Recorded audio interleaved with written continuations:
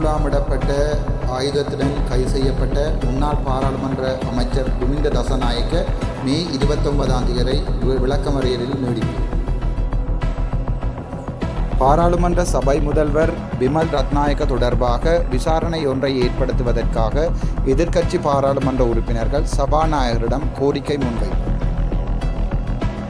பிணை கைதி ஒருவரை துன்புறுத்தியதற்காக 12 லட்சம் நஷ்டஈட்டை வழங்குமாறு மேல் நீதிமன்றம் கட்டளை. வெளியறை பிரதேசத்தில் டிப்பர் ஒன்றுடன் இலங்கை பஸ் ஒன்று மோதியதால் ஒருவர் உயிரிழப்பு, 13 பேர் காயம். IMFின் அடுத்த கடன் தொகுதிகள் வழங்கப்பட முன்னர் இலங்கையின் மின்சார கட்டணத்தை உயர்த்துமாறு பணிப்பு. இலங்கையில் இருக்காத பாதாள உலக தலைவருக்கு மோசடி முறையில் பயணச்சீட்டை பெற்றுக்கொண்டதற்காக 2 கைது. EPF சம்பளம் தொடர்பில் மக்களுடைய சம்பளம் குறைவதாக முறைப்பாட்டும் ஆர்ப்பாட்டம். சிங்கள மக்களின் மே 19 வெற்றி கொண்டாட்டத்தை பிழையாக வழிநடத்தியதாக ஜனாதிபதி மீது குற்றச்சாட்டு. மோட்டார் போக்குவரத்து திணைக்களம் பிரதி ஆணையாளர் மற்றும் 2 கையூட்டங்கள் 4 லட்சம் பெற்றதாக குற்றஞ்சாட்டப்பட்டு விளக்கமறியலில் வைப்பு. மக்களிடையே பிரச்சனைகளை ஏற்படுத்தி வரும் மட்டக்களப்பு அம்பிட்டிய தேரர் கைது. மேல் நீதிமன்ற நீதிபதிக்கு ஆபாச குறுந்தகவல்களை அனுப்பியதாக சட்டத்தரணி ஒருவர் கைது.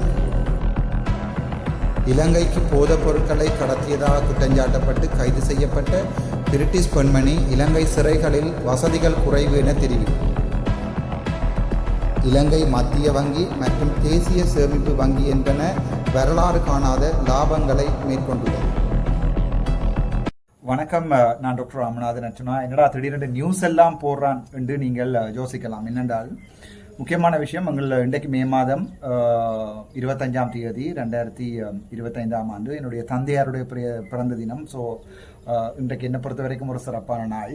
இன்றைய நாளில் நான் ஒரு முக்கியமான ஒரு என்னுடைய யூடியூபினுடைய அடுத்த ஸ்டெப்ஸுக்கு போக இருக்கிறேன். என்றால் உங்களுக்கு தெரியும், மக்கள் இந்த நியூஸ்களை துணுக்காக ஒவ்வொரு இடங்களில் நியூஸ் ஃபேர்லேயோ அல்லது ஆங்கில ஊடகங்களில் சிங்கள ஊடகங்களில் அந்த நியூஸை பார்ப்பது உண்டு. ஆனால் சிங்கள ஊடகங்களில் ஆங்கில ஊடகங்களில் வர நியூஸ்கள் எங்களுடைய வடக்கு கிழக்கு இருக்கிற மக்களுக்கு போய் சேர்றது சரியான குறைவு. சில நியூஸ்களை நாங்கள் போய் மினக்கட்டு பார்ப்பதில்லை. சக்தி, சூரியன் அவற்றையெல்லாம் போய் பார்ப்பதில்லை. ஸோ நான் யோசிக்கிறேன், இந்த ஒவ்வொரு தினமும் நடந்த எங்களோட நாட்டில் நடக்கின்ற அரசியல் சார்பாக சகலதும் அரசியலோடு தான் தொடர்பு. ஸோ அரசியலுடன் தொடர்புடைய இந்த வீடியோக்களை ஒவ்வொரு நாளும் முதல் நாள் நடந்த அவ்வளவு வீடியோக்களையும் அந்த அரசியலில் முக்கியமான நியூஸ்களை அவ்வளவத்தையும் ஒரு சமரியாக அடுத்த நாள் காலமை 8 மணிலிருந்து 9 மணிக்கு. இப்போதான் வைத்திய தொழில் இல்லை, வேலைக்கு போக தேவையில்லை, 1000 பாராளுமன்ற நாட்கள் 2 கிழமை தான், அது மற்ற நாட்கள் ஃப்ரீ. ஆகவே ஏதாவது ஒன்றை பிரயோசனமாக செய்வேன் என்று பார்க்கிறேன். 2வது, இது இவ்வாறான நியூஸ்கள் போடுவது நான் கதைக்கின்ற விடயங்களோட உங்களோட சேர்த்து பார்க்கக்கூடியா இருக்கும். நான் சந்திக்கின்ற பெரும்பாலானவர்கள் எனக்கு சொல்லுகிற விடயம், டாக்டர் உங்களோட யூடியூப்பை தவறாமல் நாங்கள் பார்க்குறாங்க, எல்லா விடயங்களும் நாங்கள் பார்க்குறாங்க, கோல் எடுக்கிறார்கள், எல்லாருமே எனக்கு சொல்கின்ற விடயம். ஸோ அந்த யூடியூப்பில் இந்த நியூஸ்களும் இருந்தால் அது மக்களுக்கு இன்னும் ஒரு காம்ப்ளெக்சிட்டியை கூட்டும் என்ற அடிப்படையில் இந்த நியூஸ் சேனலை நான், அதாவது நியூஸ் சேனல் அல்ல, இந்த இவ்வாறான தம்ப்நெயிலுடன் நியூஸ் என்கின்ற தம்ப்நெயிலுடன் ஒவ்வொரு நாளும் காலமே 8லிருந்து 9 மணி வரைக்கும் முக்கியமான விடயங்களை அப்டேட் பண்ணுவதற்காக நான் இந்த புது முயற்சி ஒன்றை எதிர்பார்த்திருக்கிறேன். உங்களால் முடிந்தால் சப்போர்ட் பண்ணலாம். இதன் மூலம் மக்களுக்கு ஒரு அரசியல் சம்பந்தமான முழு அறிவு போய்கொண்டே இருக்கும் என்ற ஒரு நம்பிக்கை எனக்கு இருக்கிறது. அதன் மூலம் என்னுடைய யூடியூப்பை நான் கட்டி எழுப்பலாம், அதில் கொஞ்சம் காசும் வரும். நன்றி, வணக்கம். டாக்டர் ராமநாதன் அர்ச்சனா. நீங்கள் நேரடியாக என்னுடைய நியூஸ் தளங்களுக்கு வரலாம். அங்கமுலாமிடப்பட்ட ஆயுதத்துடன் கைது செய்யப்பட்ட முன்னாள் பாராளுமன்ற அமைச்சர் துமிந்த தசநாயக்க மே 29ஆம் தேதி விளக்கமறியலில் நீடிப்பு. தெரியும், அண்மைய தினங்களில் வெள்ளவத்தையில் ஒரு டி பனஸ்ஹயாய் AK-47 T-56 நினைக்கிறேன், அந்த ஆயுதம் ஒன்று அண்மையில் தங்க முலாமிடப்பட்ட ஆயுதம் வெள்ளவத்தையில் இருக்கிற ஒரு பிரபலமான தொடர்மாடி குடியிருப்பில் ஒரு வயசு போன பெண்ணும் 68 வயசு, அதை விட இன்னொரு 46 வயதுடைய பெண் ஒருவருடன் அது அதாவது கைது செய்யப்பட்டிருக்கிறது. அவர் 2 பேரும் கைது செய்யப்பட்டிருக்கிறார்கள். அது கையகப்படுத்தப்பட்டிருக்கிறது. உண்மை என்னென்றால் இந்த டி பனசய துப்பாக்கியை சாதாரண பேக் ஒன்றில் இட்டு சம்பந்தப்பட்ட துமிந்த திசாநாயக்கா அவர்கள் அந்த வயது போன இருவர்களுடன் பத்திரமாக அங்கே வைக்கும்படிதான் இது கொடுக்கப்பட்டிருக்கிறது.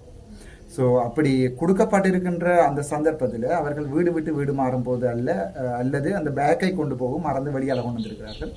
அதன் போது ஒரு ஆட்டோ ஓட்டோடு அல்ல 3 வீல் ஓடுகின்ற ஒருவர் அதை பார்த்து விட்டு செக்யூரிட்டி கார்டிடம் சொல்லி செக்யூரிட்டி கார்டு அதை பார்த்து விட்டு வேண்டி பரிசோதித்து அது ஒரிஜினல் தான் என்று ஆமிக்கு இன்ஃபர்மேஷன் கொடுக்கப்பட்டிருக்கிறது. அது பிறகு சிஐடி ஆமி STF எல்லாரும் அதை கைப்பற்றி இருக்கிறார்கள். அதோடு அண்மைய தினங்களில் நீங்கள் பார்த்தா தெரியும். அதோடு SLFP என்று நினைக்கிறேன் மஹிந்த ராஜபக்ஷ அவர்களுடைய கட்சியிலிருந்த முன்னாள் அமைச்சர் ஒருவர் அதோடு தொடர்பட்டிருப்பதாக அண்மைய தினங்களில் அவர் தேடப்பட்டு அவர் புறக்கோட்டை நீதிமன்றத்திலே சரணடைந்திருக்கிறார். சரணடைந்தவர் மே 29ஆம் தேதி வரை விளக்கமறியல் வைத்திருக்கிறார். அதில் இன்னொரு விடயம் என்ன சொல்ல வேண்டும் என்றால் இந்த ஆயுதங்கள் சட்ட விரோதமானவை, சட்ட ரீதியற்றவை என்பது கூட சொல்லப்பட்டிருக்கிறது. அவருடைய சிறை, அதாவது விளக்கமறியல் சிறை 29ஆம் தேதி வரை நீடிக்கப்பட்டிருக்கிறது. பாராளுமன்ற சபை முதல்வர் பிமல் ரத்நாயக்க தொடர்பாக விசாரணை ஒன்றை ஏற்படுத்துவதற்காக எதிர்க்கட்சி பாராளுமன்ற உறுப்பினர்கள் சபாநாயகரிடம் கோரிக்கை முன்வைப்பு. தொடர்பாக நான் ஏற்கனவே சொல்லியிருக்கிறேன். பாராளுமன்ற உறுப்பினர் தயாசிரி ஜெயசேகர தொடர்பான நியூஸ் முதல் போயிருந்தது. அதே நேரம் எங்களுடைய பிமல் ரத்நாயக்க எனக்கு செய்த வேலையை தான் மற்ற பாராளுமன்ற உறுப்பினர்களுக்கும் செய்து கொண்டிருக்கிறார். ஸோ அதை தாங்காத எதிர்க்கட்சியில் இருக்கிற பாராளுமன்ற உறுப்பினர்கள் பல பேர் பிமல் ரத்நாயக்க அவர்கள் தொடர்பாக விசாரணைகளை முன்னெடுக்குமாறு சபாநாயகருக்கு அறிவித்திருக்கிறார்கள். சபாநாயகரும் அது தொடர்பாக அந்த முறைப்பாடுகளை ஏற்றுக்கொண்டிருக்கிறார். இதுதான் அது என்னத்தை சொல்லுகிறது என்றால், உண்மையாகவே என்னை பேசியது பிமல் ரத்நாயகவும் துமிந்த தயாசிரியும். இப்போது 2 பேருக்குமே அடிபட்டிருக்கிறது. அதுதான் இலங்கை பாராளுமன்றத்திலே இருக்கிற நிலைமை என்னென்றால், சில பேர் சில அரசியல் கட்சியினுடைய தலைவர்களாக தங்களை காட்டிக்கொள்வதும். உதாரணமாக பிமல் ரத்நாயகர் பார்த்தீர்கள் சொன்னால் அவர் தான் அந்த சபையை நடத்துவது மாதிரி, சபை தனக்காக தான் நடக்கிறது மாதிரி தான் நடந்து கொள்வார். அதே நேரம் பார்த்தீங்கன்னா தெரியும், நம்மளுடைய தேசேகர ஜனாதிபதி மாதிரியே நடந்து கொள்வார். எல்லாரையும் பேசி எல்லாரோடையும் சண்டைப்படி செய்வார். ஒரு சற்று மேனியான்னு சொன்னால் கூட பரவாயில்லை. அந்த அளவுக்கு பாராளுமன்ற உறுப்பினர்கள் சொல்வதற்கு இவர்கள் நடந்துள்ளார். சொல்வதற்கு இவர்கள் நடந்துள்ளார். ஆகவே இருவருக்கும் எதிராக பாராளுமன்றத்திலே குழுக்கள் அமைக்கப்பட்டிருக்கிற அவர்களுடைய நடத்தைகள் தொடர்பாக ஆராய்ந்து அதை பாராளுமன்றத்துக்கு சமர்ப்பித்து என்னென்ன தண்டனைகள் அவர்களுக்கு கொடுக்கலாம் என்பது தொடர்பாக ஆராய்வதற்கு. பிணை கைதி ஒருவரை துன்புறுத்தியதற்காக 12 லட்சம் நஷ்டஈட்டை வழங்குமாறு மேல் நீதிமன்றம் கட்டளை. சுப்ரீம் கோர்ட் உச்ச நீதிமன்றம் 6 முன்னாள் போலீஸ் உத்தியோகத்தர்கள் தங்காலை என்று நினைக்கிறேன் பகுதிகளிலே ஒருவரை ஒரு 21 வயது ஒரு நபர் ஒருவரை அரெஸ்ட் பண்ணி அவரை அவருடைய ஹியூமன் ரைட்ஸை வயலேட் பண்ணி அவரை துன்புறுத்தலுக்கு உள்ளாக்கி இருக்கிறார்கள் என்பது தொடர்பாக சுப்ரீம் கோர்ட் மேல் நீதிமன்றத்திலே உச்ச நீதிமன்றத்திலே வழக்குகள் தொடரப்பட்டு அங்கே நான் நினைக்கிறேன் 5 நீதிபதிகள் ஒன்றாக முடிவெடுத்து அந்த 6 பேருக்கும் தங்களுடைய சொந்த பணத்திலே தலா 2 லட்சம், ஸோ மொத்தமாக 12 லட்சம் அல்லது 1% 2 லட்சம் நஷ்டஈடை கொடுக்குமாறு பணித்திருக்கிறார்கள். முதலாவது விடயம் 12 லட்சம். இரண்டாவது விடயம், அந்த மறுபடியும் அந்த 6 பேருக்கும் எதிராக சட்ட ரீதியற்று தடுத்து வைத்தல், சட்ட ரீதியற்று ஒருவரை நாங்கள் டோர்ச்சர் பண்ணுதல், அதாவது இம்சைக்கு உள்ளாக்குதல் தொடர்பாக மீண்டும் நஷ்டஈடு டிஃபமேஷன் போட முடியுமா என்பது தொடர்பாக அட்டர்னி ஜெனரல், அதாவது அரசாங்கத்தின் சட்டத்தரணியை அது தொடர்பாக மீண்டும் வழக்கொன்றினை பதிவு செய்யுமாறும் கூறப்பட்டிருக்கிறது. ஆனால் இதே தமிழர்களுக்கு நடந்தால் இது வாழ்க்கையிலே யாருக்குமே இது நடக்கப் போவதில்லை. அதான் உங்களுக்கு என்னென்றால், தமிழர்களுடைய வழக்குகள் நாங்கள் மறுபடியும் கொண்டு போய் உச்சநீதிமன்றங்களில் போராடும் போது தமிழ் சட்டத்தரணிகள் முக்கியமாக அதாவது புலம்பெயர் அல்ல, மிகவும் பிரசித்தமான தமிழ் சட்டத்தரணிகள் இவ்வாறான வழக்குகளுக்கு பெருமளவான காசுகளை கேட்பார்கள். அப்போது அந்த வழக்குகள் இற்று போகும். அதான் நடக்கிறது. ஸோ தமிழ் சட்டத்தரணிகள் இது தொடர்பாக இவ்வாறான மக்களுக்கு ஒரு இலவசமான தங்களுடைய சேவையை வழங்க வேண்டும் என்று கேட்டுக்கொள்கிறேன். வெளியறை பிரதேசத்தில் டிப்பர் ஒன்றுடன் இலங்கை பஸ் ஒன்று மோதியதால் ஒருவர் உயிரிழப்பு, 13 பேர் காயம். தினங்களில் நடந்த எங்களுடைய போக்குவரத்து ஆக்சிடென்ட்ஸ்களில், அதாவது விபத்துகளில் 3வது பெரிய விபத்து. முதலாவது விபத்து உங்களுக்கு தெரியும், புசல்லாவ பகுதியில் ஏற்கனவே பஸ் ஒன்று, அந்த அந்நியர் தினம் என்று அந்த குழந்தையினுடைய ஃபோட்டோ, ஒரு பஸ் ஒன்று பிறண்டு கிட்டத்தட்ட எக்கச்சக்கமான ஆட்கள் 18-20 பேருக்கு மரணித்து காயமுற்று ஒரு விமர்சிக்கப்பட்ட ஒரு விடயம். அதன் பிறகு 2வது கொலிஷன்ஸ் நடந்திருக்கிறது. அதுவும் சிடிபி பஸ் தான் போய் அடிபட்டிருக்கிறது. இது மூன்றாவது எங்கே என்றால் வெளிசரை பகுதியில் வந்து ஏற்கனவே முன்னால் போய்கொண்டிருந்த ஒரு டிப்பர் ஒன்று இருக்கு, பின்னால் போய் சிடிபி அடித்திருக்கிறது. அதில் ஒருவர் நசி உண்டு, அதிலேயே மரணம். 4-5 பேருடைய நிலைமை கவலைக்கிடமானதாக வைத்தியசாலைகள் வந்து சொல்லப்பட்டிருக்கிறது. கிட்டத்தட்ட 13 சொன்னவர்கள் இப்போது 16-17 பேர் அதில் பாதிக்கப்பட்டு தற்போதும் வைத்தியசாலை விடுதிகளிலே சிகிச்சை பெற்றுக் கொண்டிருப்பதாக சொல்லப்படுகிறது. இது முக்கியமாக என்னென்றால் எங்களுடைய நாட்டிலே போக்குவரத்து வந்து எந்த அளவிற்கு வந்து போக்குவரத்து பாதுகாப்பானது, பொது போக்குவரத்து பாதுகாப்பானது. பொது போக்குவரத்து மட்டுமல்ல, எங்களுடைய தனியார் போக்குவரத்தாக இருந்தாலும் சரி அல்லது எங்களுடைய தனிப்பட்ட போக்குவரத்துகளும் எந்த அளவுக்கு பாதுகாப்பானது என்பது தொடர்பான ஒரு கேள்விக்குறியை ஏற்படுத்தி இருக்கிறது. இவ்வாறான பாதுகாப்பற்ற தன்மைகள் வந்து எங்களுடைய நாட்டிலே வெளிநாடுகளில் இருந்து வரவங்களுக்கு தெரியும். வெள்ளைக்காரர்கள் சில பேர் அந்த எங்களுடைய பஸ்களை காடி இந்த பஸ்களில் ஏற வேண்டாம் என்று சொல்லி இன்டர்நேஷனல் அளவிலே வீடியோக்கள் போடும் அளவுக்கு எங்களுடைய பஸ் சாரதிகளுடைய கவனஈனமான கவனமற்ற பயணிப்புகளும் பஸ் நடத்துதல்களும் அதே நேரம் அவர்களுடைய பாதைகளை பாவிக்கின்ற விடியம் சில இடங்களில் இப்படி ட்ரக் இருக்கும்போது எங்களுடைய பக்கம் முழுப்பெய பக்கமாக வந்து கூட அவர்கள் பெண்டுகளில் எடுப்பதை பார்த்திருக்கிறோம். ஆகவே இந்த இலங்கையிலே அதிகூடியதாக மக்கள் இறப்பதற்குரிய காரணம் வந்து பாதைகளில் ஏற்படுத்துகின்ற விபத்துகள் தான். மக்கள் சற்று அவதானமாக இருக்கும். IMFின் அடுத்த கடன் தொகுதிகள் வழங்கப்பட முன்னர் இலங்கையின் மின்சார கட்டணத்தை உயர்த்துமாறு பணிப்பு. உங்களுக்கு தெரியும், எங்களுடைய நாடு 2022ஆம் ஆண்டு ரணில் அவர்களுடைய கைக்கு போன பிறகு IMF உலக இன்டர்நேஷனல் மானிட்டரி ஃபண்ட் அதிலிருந்து கடன்களை பெற்றுத்தான் எங்களுடைய ரணில் விக்ரமசிங்க அவர்கள் சற்று எங்களுடைய நாட்டை நிமித்தி இருப்பார். அதன் பிறகு தொடர்ந்து கடந்த 2025ஆம் ஆண்டு 24ஆம் ஆண்டு 25ஆம் ஆண்டு இந்த 2 நாட்களிலுமே தேர்தல்கள் தொடர்ந்து நடந்து கொண்டிருக்கிறது. இப்போது மாகாண சபை தேர்தல் நடத்துவதற்குரிய வாய்ப்புகள் இருப்பதாக சொல்லப்படுகிறது. ஸோ இந்த அடிப்படையில் வந்து எங்களுடைய நாடு சற்று ஸ்திரத்தன்மையாக வந்தக்கூடிய காரணம் இந்த IMF எனப்படுகின்ற இன்டர்நேஷனல் மானிட்டரி ஃபண்டினுடைய கடன் தான் வேண்டியிருக்கிறோம். 2028ஆம் ஆண்டு மறுபடியும் கடனை திருப்பி செலுத்த வேண்டிய ஒரு நிலைமைக்கு நாங்கள் போகிறோம். உங்களை அதை விளங்கி கொள்ளணும். ஸோ இப்போ இருக்கிற நிலைமையில கடனை நீங்கள் திருப்பி, அதாவது வந்து வங்களோத்து, அதாவது வந்து எங்களுடைய நாடு பணமற்ற நிலைமைக்கு போயிருந்து மறுபடியும் கடன் வேண்டி சற்று ஓடிக்கொண்டிருக்கிறோம். 2028ஆம் ஆண்டு நாங்கள் மறுபடியும் எங்களுடைய கடன்களை கொடுக்க வேண்டிய நிலைமை ஒன்றை தான் ஏற்படுத்தப்பட்டிருக்கிறது. இப்போ இந்த இன்டர்நேஷனல் மானிட்டரி ஃபண்ட் என்ன சொல்லுகிறது என்றால், அண்மை தினத்தில் சஜித் பிரேமதாஸ் அவர்கள் இப்போ உரையாற்றும் போது சொல்லியிருப்பார், இந்த அனுராக குமார திசாநாயக்க அவர்களுடைய அரசாங்கம் வரும்போது சொன்னார்கள் 100க்கு 33 விகிதமாக மின்சார கட்டணத்தை நாங்கள் குறைப்போம் என்று சொல்லித்தான் ஆட்சிக்கு வந்திருந்தார்கள். ஆனால் இப்போது இந்த IMF என்ன சொல்லுகிறார் என்றால் 100க்கு 18.6 வீதம் அல்லது 18.3 வீதம் இன்னும் கூட்டினாதான் அடுத்த கட்ட பணம் கடன் உங்களுக்கு தரப்படும் என்று சொல்லி மின்சார கட்டணத்தை கூட்ட சொல்லி IMF சொல்லுகிறது, அல்லது தர முடியாது சொல்லுகிறது. அந்த நிலைமைக்கு நாடு போய்கொண்டிருக்கிறது. ஸோ இப்போது IMFக்கும் இலங்கை அரசாங்கத்துக்கும் இடையில அண்மையில் நடந்த பேச்சுவார்த்தைகளில் இது வந்து தெளிவாக சொல்லப்பட்டிருக்கிறது. இதன் காரணமாகத்தான் சிஇபியினுடைய செக்ரட்டரி, அதாவது வந்து சிலோன் எலக்ட்ரிசிட்டி போர்டினுடைய செக்ரட்டரி, இலங்கை மின்சார சபையினுடைய செக்ரட்டரி வந்து இதை கூட்ட முடியாது என்று சொல்லித்தான் அவர் என்ன செய்திருப்பார் சொன்னால் ரிசைன் பண்ணியிருப்பார்.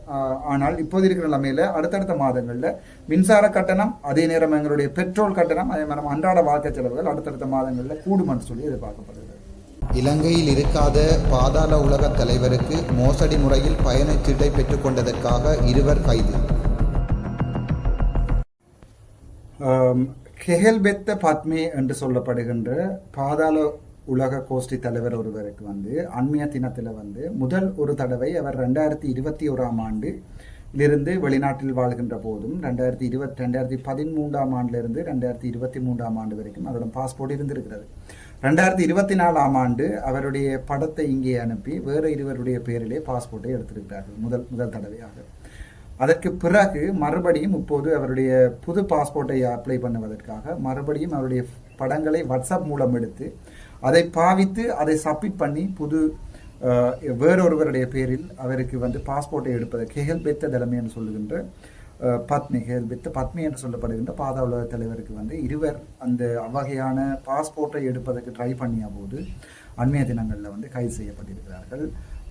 இந்த பாதாள உலக கோஷ்டிகளுடைய இந்த பிரச்சனை வந்து நீண்டு கொண்டே போகிறது. அண்மைய தினங்களில் நீங்கள் பார்த்தா தெரியும், மொத்தமாக 94 அல்லது 92லேருந்து 94 சூட்டு சம்பவங்களும் 57 சொச்ச கொலைகளும் இதுவரை இலங்கையிலே நடந்திருக்கிறது. அண்மைய தினங்களில் போலீஸ் மா அதிபரோடு நாங்கள் அதை பற்றி கதைக்கின்ற போது அவர் சொன்னார், இந்த செத்தவர்கள் எல்லாருமே பாதாள உலக கோஷ்டிகளுடன் குடு கஞ்சாக்களுடன் கடத்தப்பட்டவர்கள் தான் சுடப்படுகிறார்கள், அவர்களோடு சம்பந்தப்பட்டவர்கள் தான் சுடப்படுகிறார்கள். ஆகவே பாராளுமன்ற உறுப்பினர்களுக்கு இந்த பயம் இல்லை என்று அப்போது அந்த பிரசித்தமான அந்த மீட்டிங்கிலே, அந்த பிரபலமான அந்த மீட்டிங்கிலே சபாநாயகர், எதிர்க்கட்சித் தலைவர் எல்லாரும் இருக்கத்தக்கனையாக நான் சொன்னேன். அண்மைய தினங்களில் உங்களுடைய அமைச்சர் சொல்லியிருக்கிறார், போலீஸ் பாதுகாப்பு அமைச்சர், எதிர்க்கட்சியில் இருக்கிற சஜபி உட்பட எதிர்க்கட்சி அரசியல் கட்சியில் இருக்கிறவர்கள் வந்து இந்த குடு கஞ்சாக்களுடன் தொடர்புடையதாக தங்களுடைய ஊடக பிரிவுகளில் இருந்து முக்கியமாக பாராளுமன்றத்தில் அமைச்சர் கூட சொல்லியிருக்கிறார்.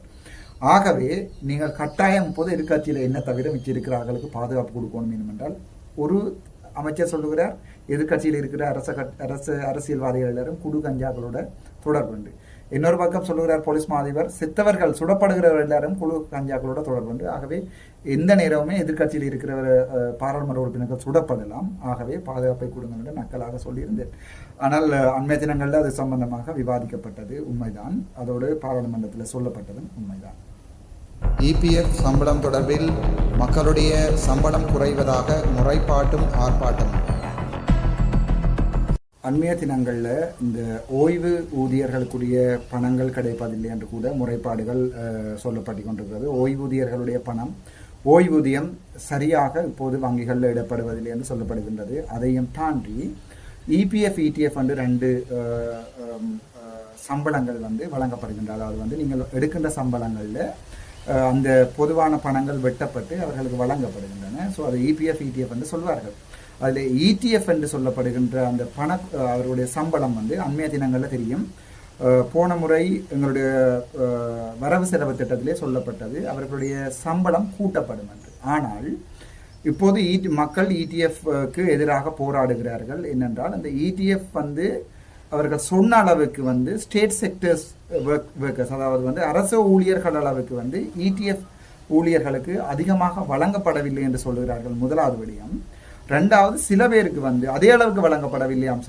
சில பேருக்கு வந்து வழங்கப்படுகிற ஒரு சொட்டு கூட பண அதிகரிப்பு இல்லையாம். சில பேருக்கு 30% உட்பட்ட பண குறைவு, அதாவது சம்பள குறைவும் ஏற்படுத்திருக்கிற என்று தொடர்பாக அண்மைய தினங்களில் அவர்கள் அது தொடர்பாக அங்கே ஒரு ஆர்ப்பாட்டம் ஒன்றை தொடர்ந்து நடத்தி இருந்தார்கள். அந்த இபிஎஃப் இடிஎஃப் சம்பந்தப்பட்ட நிறுவனத்துக்கு வெளியாக இடிஎஃப் சேர்மன் சோமசரி எக்கநாயக வந்து அதை திட்டமிட்ட ரீதியில் அந்த பணங்களை கட் பண்ணுகிறார் என்றதுதான் அந்த சொல்லப்பட்ட அவர்களுடைய முறைப்பாடு. அதற்காக எங்களுடைய டிப்யூட்டி மினிஸ்டர் ஜெயசிங் அவர்கள் அது தொடர்பாக உடனடியாக கோல் பண்ணி அவருடைய சோமசரி எக்கநாயக் அவர்களுடன் கதைத்து போராடிய மக்களுக்கு வந்து சொல்லியிருக்கிறார், நாங்கள் இது தொடர்பாக விசாரித்து பதில்களை சொல்லுகிறோம் என்று. ஆனால் என்ன நடக்கும் என்ற உண்மை தெரியாது. இவர்கள் அரசாங்கம் சொல்லிக் கொண்டது, இந்த நியூஸ்களை போடுவதற்குரிய முக்கியமான காரணம் இதுதான். ஏனென்றால் வெறுமனே அரசியலை கதைக்காமல் நியூஸுடன் சேர்த்து கதைப்பதன் எல்லாம் அரசாங்கம் சொல்லிக் கொண்டது, தாங்கள் இந்த அதாவது வந்து சம்பளத்தை கூட்டுகிறோம், இபிஎஃப் இடிஎஃப் கூடுகிறோம் என்று சொன்னார்கள். ஆனால் மக்கள் இப்போது போராடுகிறார்கள், சம்பளம் குறைக்கப்பட்டிருக்கிறது, இடிஎஃப் குறைக்கப்பட்டிருக்கிறது, முதலெடுத்த சம்பளத்தை விட 30% குறைக்கப்பட்டிருக்கிறது என்று சொல்லுகிறார்கள்.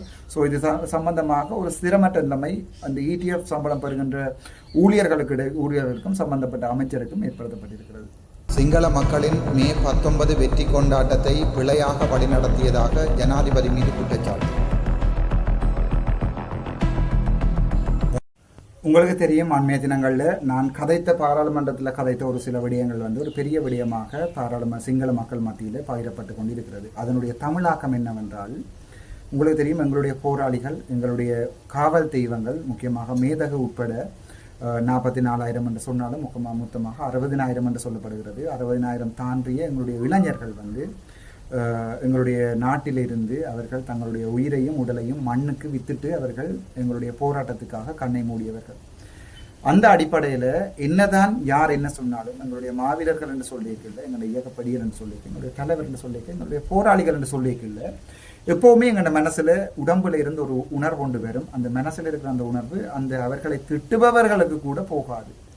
அந்த அளவுக்கு எங்களுடைய தியாகம், எங்களுடைய போராளிகளுடைய தியாகத்தை நாங்கள் மதிக்கிறோம். அதே நேரம் இன்னொரு விடயத்தை நான் சொல்லணும், எங்களுடைய தேசிய தலைவர் எப்போதுமே சரணடைகின்ற இராணுவ போராளிகளை வந்து உடுப்பை கலட்டி அவமானப்படுத்தியதோ, அவர்களை தலையில சுட்டு அவமானப்படுத்தியதோ, அவர்களை கையை காலை வெட்டியதோ, களத்தை மரங்களில் வைத்து வெட்டியதோ எந்த ஒரு அராஜகமான செய்தலையும் எங்களுடைய தேசிய தலைவர் இதுவரைக்கும் செய்ய அனுமதிக்கவில்லை. அவர்கள் சிறைப்பிடிக்கப்பட்டு மறுபடியும் தமிழீழ காவல்துறைக்கு கொண்டு வரப்பட்டு அங்கே பங்கர்களில் அடைக்கப்பட்டு வடிவாக அவர்களுடைய சாப்பாடு எல்லாமே கொடுக்கப்பட்டு அதன் பின்னர் ஒன்றில் எக்ஸ்சேஞ்ச் பண்ணி கொள்வார்கள். பிடிபட்ட எங்களுடைய தமிழீழ விடுதலை போராட்டத்தினுடைய முக்கிய தளபதிகளுக்கு இவர்களை எக்ஸ்சேஞ்ச் பண்ணி கொள்வார்கள். அப்படி இல்லாதவற்றில் மனிதாபிமான ரீதியில் கூட எத்தனையோ பேரை திருப்பி அனுப்பியிருக்கிறார்கள். இலங்கை சர்வதேச செஞ்சிலுவை சங்கங்களூடாக திருப்பி அனுப்பினது தான் வரலாறு. ஸோ நாங்கள் அதே நேரம் களத்தில் எங்களோட களமாடி மரணித்த சிங்கள இராணுவ வீரர்களை எங்களுடைய தலைவர் ஒருபோதுமே பிழையாக சித்தரித்ததோ, ரோட்டுகளிலே டிராக்டரில் காட்டி கொண்டு இழுத்து கொண்டு போனதோ, டிராக்டர் பொடிகளிலே உடம்புகளில் உடுப்பில்லாமல் போட்ட வரலாறுகளை முழுவதுமாக கருத்து பைகளிலே சுற்றப்பட்டு முகம் தெரியும் வரைக்கும் அவர்கள் வைக்கப்பட்டு அவர்கள் ஐசிஆர்சியிடம் அடுக்கி அப்படியே எங்களால் அப்போது முடிந்த ஒரு சுத்தமான நிலைமையில் அவர்களுடைய உடம்புகள் கொடுக்கப்பட்டிருக்கிறது. ஒருபோதுமே அவர்களுடைய உடம்பையோ அவர்கள் மரணித்த வீரர்களை ஒருபோதுமே எங்களுடைய தேசிய தலைவர் அவமதித்தது கிடையாது. அதே நேரம் அண்மைய தினங்கள் உங்களுக்கு தெரியும், மே 18ஆம் தேதி எங்களுடைய தமிழின படுகொலைக்குரிய நாள். மே 19ஆம் தேதி அவர்கள் தங்களுடைய ஜெயவிரு தினே என்று சொல்லி மறைந்த போராளிகளுடைய வெற்றி வாகை தினமாக தான் அதை கொண்டாடுகிறார்கள். அவர்களை மறந்ததுக்காக அழுகிற நாட்களாக அதை கொண்டாடவில்லை. ஜெயவிரு அதை ரணவிருவோ ஒன்று தான் சொல்லுவார்கள். அதாவது மாவீரர்கள் என்று சொல்லி அந்த நாளை வெற்றியாக கொண்டாடுகிறார்கள். அந்த வெற்றியாக கொண்டாடுகின்ற அந்த கொண்டாட்டம் என்றது அங்கே எத்தனையோ அம்மாமாருக்கு கவலையை உண்டாக்குகின்ற நாள். அதை யாருமே நாங்கள் மறக்கவும் மன்னிக்கவும் முடியாது. அவர்களுக்கும் கவலை இருக்கும், எங்களுக்கும் கவலை இருக்கும். ஸோ அது தொடர்பாக அண்மைய தினத்தின பாராளுமன்றத்தில் மிக தெளிவாக சிங்களத்தில் சொல்லியிருப்பேன். எங்களுடைய தலைவர் வாழ்க்கையில் யாரையுமே அவமதிக்கல. உங்களுடைய போராளிகளை நீங்கள் கௌரவப்படுத்துவது உங்களுடைய கடமை. எங்களுடைய போராளிகளை கௌரவப்படுத்தி மனசுல வச்சிருக்கிறது எங்களுடைய கடமை. நாங்கள் எங்களுடைய மாவீரர்களை நினைவுறுவதை நீங்க தடை செய்ய வேண்டாம். உங்களுடைய மாவீரர்களை என்னதான் இருந்தாலும் மாவீரர்கள் தானே, உங்களுடைய மாவீரர்களை நீங்கள் தெளிவாக சொல்கிறேன், கட்டடிச்சு போடலாத மாதிரி நீங்கள் ஞாபகப்படுத்தி நினைவு கூறுவதை நாங்கள் மதிக்கிறோம். ஏனென்றால் அவர்களும் யார் ஒரு ஆளுடைய அம்மா, யார் ஒரு ஆளுடைய அப்பா, யார் ஒரு ஆளுடைய பிள்ளை, யார் ஒரு ஆளுடைய அண்ணா, யார் ஒரு ஆளுடைய தங்கச்சி, அவரும் உயிர்களை கொடுத்திருக்கிறார் இந்த போராட்டத்தில். ஆகவே நீங்கள் உங்களுடைய மாவீரர்களை நீங்கள் நினைவுபடுத்தி கொண்டாடுங்கள். நாங்கள் எங்களுடைய கொண்டாடுகிறோம். நாங்கள் உங்களுடைய மதிக்கிறோம். நீங்கள் எங்களுடைய படங்களை காலால் சப்பாத்துக்களால் போட்டு மதிக்கிறீர்கள். தேசிய தலைவர் என்று சொல்லப்படுற ஒரு ஆள் இந்த படத்தை வச்சு கொண்டு எடிட் பண்ணி போடுகிறோம். ஆனால் நாங்கள் அப்படி எங்களுக்கு தமிழில் வரலாறு அப்படி அல்ல. நாங்கள் ஒருபோதும் செய்கிறோம். நான் சுத்த தமிழன் 159 பாராளுமன்ற உறுப்பினர்களை வச்சுக்கொண்டு, ஒரு ஜனாதிபதியை வச்சுக்கொண்டு, பிரதமரை வச்சுக்கொண்டு உங்களுக்காக போராடின போராளிகளை, உங்களுக்காக போராடின இராணுவ வீரர்களை உங்களால் கௌரவிக்க இயலாமல் இருக்கு.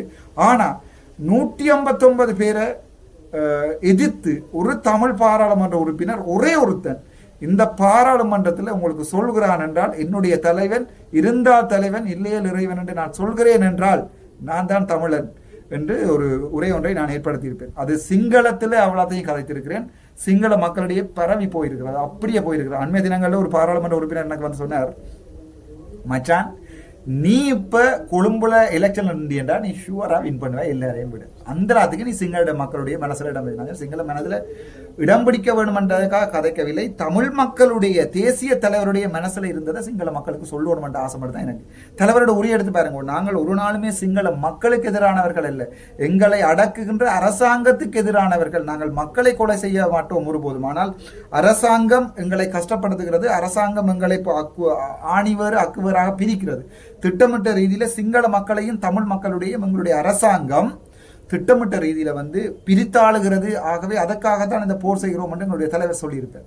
ஸோ அந்த விடயத்தை இன்று நான் திட்ட தெளிவாக பாராளுமன்றத்தில் சொல்லியிருக்கிறேன். ஆனால் அதை சொல்லுவதற்கு அனுரகுமார சாநாயக்கவுக்கோ தங்களுடைய போராளிகளை அவருடைய சகோதரர்கள் எல்லாம் உண்மையில அவருடைய குடும்பத்திலே எத்தனை பேர் செத்திருப்பார்கள் இந்த போராட்டத்தில். நாங்கள் அவர்களை மதிக்கிறோம். நாங்கள் அதுல குற்றவாளிகளை மன்னிக்கல, குற்றவாளிகளை ஒருபோதுமே மன்னிக்க போவதில்லை. ஆனால் அந்த இறந்த வீரர்களை மாவீரர்களாக நாங்கள் மதிக்கிறோம். ஏனென்றால் உங்களுக்கு அவை மாவீரர்கள், எங்களுக்கு எங்களுடைய தெய்வங்கள் மாவீரர்கள் என்ற தெளிவாக நான் அதை சொல்லியிருப்பேன். ஆனால் அந்த விடயத்தை இதை டிக்டாக்ல தெளிவுபடுத்தி அடிச்சு போடுவார், எனக்கு அது பிரச்சனை இல்லை.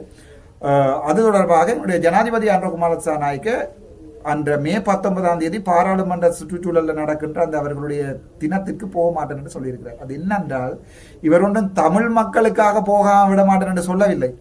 இவருடைய சகோதரர்களை கொண்டதும் அதே அரசாங்கம் தான், அரசாங்க இராணுவம் தான். ஆகவே அந்த கோபத்துல தான் போகாம விட்டதை ஒழிய என்னோட கல்லில் வாங்கி அங்கே அடிக்கலாம் பார்த்து யாழ்ப்பாணத்தில்.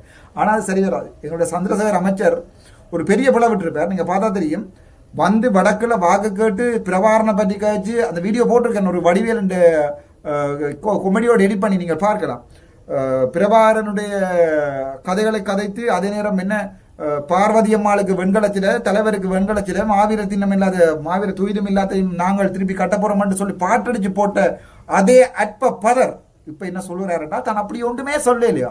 அப்ப வடக்கு மாநிலத்துல உங்களோட கையில இல்ல, உங்களோட என்பிபியில இருக்கிற அடிச்சு பாடெல்லாம் உங்கள்ட இல்ல, இளங்குமரன் போடுற பாட்டுகள் எல்லாம் உங்கள்ட இல்ல. இளங்குமரன் முக புத்தகத்துல ஸ்கிரீன் ரெக்கார்ட் பண்ணி வச்சிருக்கிறேன். நீங்க எங்க எந்த வழக்குக்கு போனாலும் நான் காட்டுவேன். இளங்குமரன் முக புத்தகத்துல திட்ட தெளிவாக இளங்குமரன் சொல்லி இருக்கிறார் தான் அந்த வீடியோவை போட்டிருக்கிறார் என்று சொல்லி அவரே போட்டிருக்காரு, அவரே சொல்லியிருக்கிறார். ஆகவே இளங்குமரன் ஒரு வீடியோ போடுவாரா, நீங்க சொல்லியிருந்தா நீங்க கதை கேள்வியாமட்டி உங்களுக்கும் இளங்குமரனுக்கும் சம்பந்தம். நீங்கள் தானே ஐயா வடக்கு மாநிலத்தின் அமைச்சர், ஆகவே நீங்கள் தானே அதுக்கு பொறுப்பு கூற வேணும். முட்டாள்தனமா சிங்களத்துல வந்திருந்து பிதற்றுறது, அர்ச்சுனவர்கள் சொன்ன விடயத்தை அரட்டுறது அங்க வந்திருந்து கதைக்கிறத ஜோதிச்சு கதைக்கணும். ஏனென்றால் இந்த விடயம் நீங்கள் கதைச்சு உங்களுடைய பாராளுமன்றத்தில் இருக்க உங்களோட சக பாராளுமன்றங்கள் வீடியோ அடித்து போட்டு உங்களுடைய முகப்புத்தகங்கள்லையும் தான் போடப்பட்டது. இப்போ வந்து சொல்லக்கூடாது, நான் இப்போ நீங்கள் உங்களுடைய வாயால சொல்லலன்னு சொல்லுங்க அப்படின்றால், அதை விட்டு நான் வாயால சொல்லல வீடியோ போட சொன்னான், போட்டு ஓட்டு எடுக்க போனான்னு சொல்லி அல்லகை வேலையில பாருங்க. ஆனால் இப்படியான வேலைகளை பார்க்க வேண்டாம் என்று அன்புடன் கேட்டுக்கொள்கிறேன். மோட்டார் போக்குவரத்து திணைக்களம் பிரதி ஆணையாளர் மற்றும் இருவர் கையூட்டங்கள் 4 லட்சம் பெற்றதாக குற்றஞ்சாட்டப்பட்டு விளக்கமறியலில் வைப்பு. கண்ட்ரவர்சி இருக்கென்றால் இதில் 0.04 மில்லியன் என்று போட்டிருப்பேன், அதாவது வந்து 4 லட்சம். ஆனால் நியூஸை பார்க்கின்ற போது வந்து கையூட்டல்கள் 4.1 மில்லியன் 41 லட்சம் இருந்தது. மோட்டார் போக்குவரத்து திணைக்களம் அண்மையில் வாகனங்களை பதிவு செய்தது தொடர்பாக ஒரு ஊழல் ஒன்றுக்கு இவர்கள் ஊழல், அதாவது வந்து கையூட்டு பெறும்போது கையும் களவுமாக வந்து பிரைபரி கொமிஷனால் பிடிக்கப்பட்டு அவர்கள் அடைக்கப்பட்டிருக்கிறார்கள்.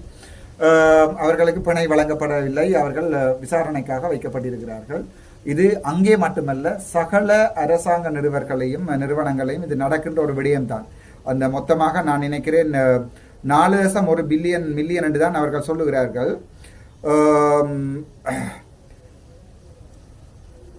எஸ், 4.1 மில்லியன் கையூட்டல்கள் பெற்றதாக சொல்லுகிறார்கள். அந்த தலையங்கத்திலே போடப்பட்டிருக்கிறது 0.41 மில்லியன். ஆகவே அது 4 லட்சம் 41 லட்சம் அல்ல.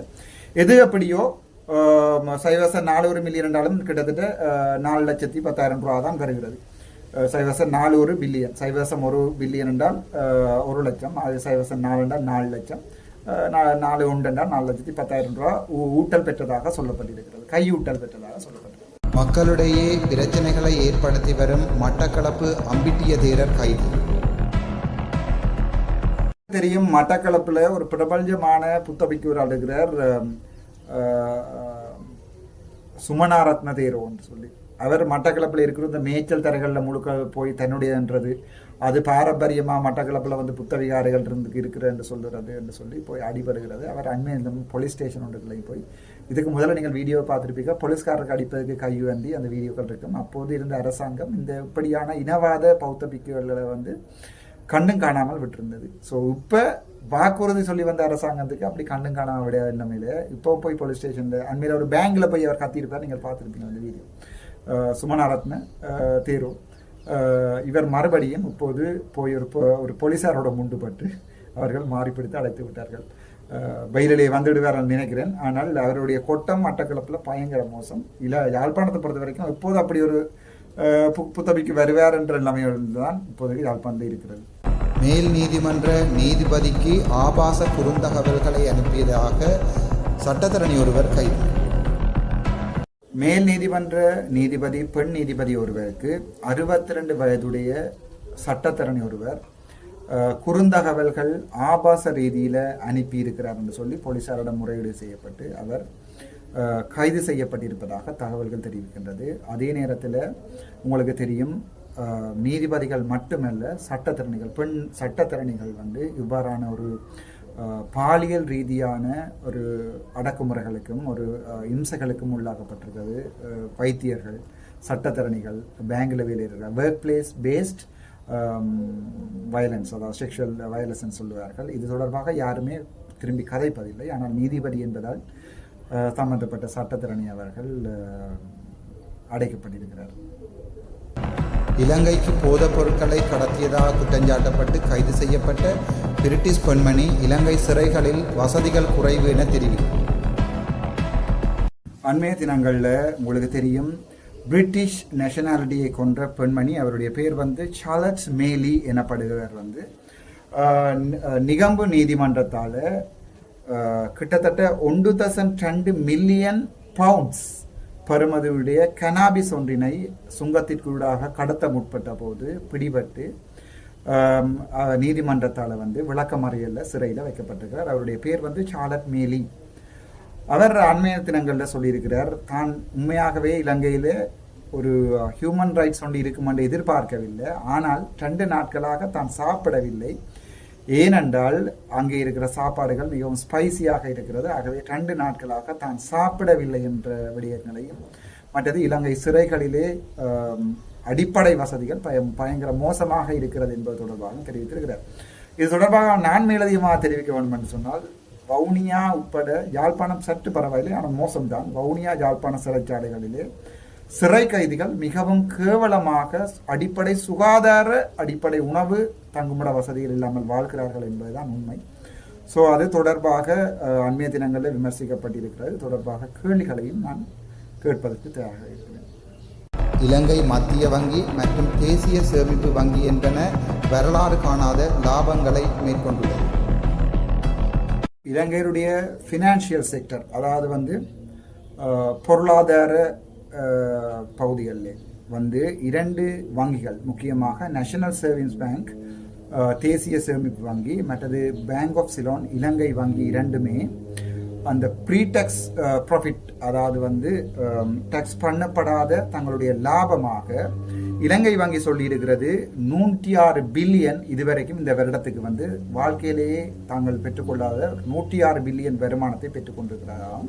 அது மாதிரி என்எஸ்பி சொல்லியிருக்கிறது 26.4 பில்லியன் இதுவரைக்கும் தாங்கள் வருமானத்தை பெற்றிருக்கிறோம் என்று. இது இந்த ஸ்திர நிலைமை எவ்வாறு வருகிறது என்றால், வட்டி வீதங்கள் அதிகரிக்கப்படும் போது அந்த வட்டி ப்ரீ டேக்ஸ், அப்போ இதிலே டேக்ஸ் வந்து கவர்மெண்ட்டுக்கு போகும், மிச்சம்தான் அவர்களுக்கு சேரும். டேக்ஸ் இல்லாமல் ப்ரீ டேக்ஸ் அமௌண்ட் வந்து பிஓசி 106 மில்லியன், அதே நேரம் என்எஸ்பி 26.4 மில்லியன். 2024 2025 2024 தாங்கள் இவ்வளவு அமௌண்ட்டை தாங்கள் பெற்றிருக்கிறார்கள் என்று சொல்லியிருக்கிறார்கள். அதை பொறுத்த வரைக்கும் அந்த எக்கனாமிக் பொருளாதார கன்செப்டில் நாங்கள் சற்று சந்தோஷமடைய வேண்டிய ஒரு செய்தி. இந்த செய்திகளோடு உங்களிடமிருந்து விடைபெறுவேன். நான் டாக்டர் ராமநாதன் அர்ஜுனா, பாராளுமன்ற உறுப்பினர். ஏன் இந்த விடயங்களை நான் போட வேண்டும் என்று ஆசைப்படுகிறேன் என்றால், இதோட சேர்த்து சின்ன சின்ன அரசியல் கருத்துக்களை சொல்லியிருக்கிறேன். நீங்கள் இன்னும் வடிவாக்கி வைப்பீங்க. சாதாரண அரசியல் கருத்துக்களை மட்டும் கதைச்சு கொண்டு கேட்க கொஞ்சம் இதில் போர் அடிக்கும். நியூஸையும் போட்டு நியூஸோட இருக்கைக்கு நீங்கள் வடிவாக கேட்பீங்கள் என்ற ஒரு நம்பிக்கை, மக்களுக்கு ஒரு நல்ல ஒரு அறிவு போய் சேரும் என்ற நம்பிக்கையுடன் உங்களிடமிருந்து விடைபெறுகிறேன். நன்றி, வணக்கம். டாக்டர் ராமநாதன் அர்ஜுனா.